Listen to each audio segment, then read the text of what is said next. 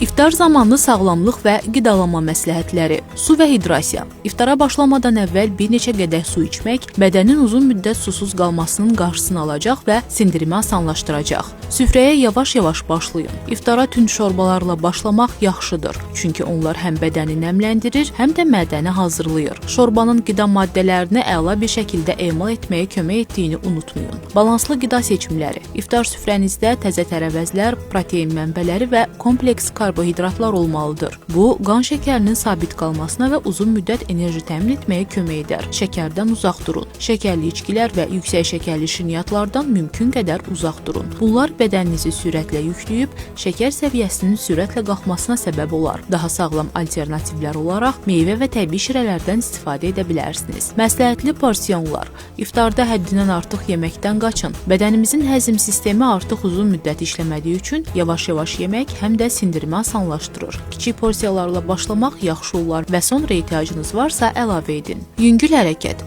İftardan sonra ağır fiziki fəaliyyətdən qaçın. Amma yürüyüş kimi yüngül fəaliyyətlər bədənin həzm prosesini asanlaşdıracaq və ümumi sağlamlığınıza müsbət təsir edəcək. İftar zamanında sağlam və balanslı qidalanma yalnız orucunuzla deyil, ümumi sağlamlığınıza da müsbət təsir edəcək.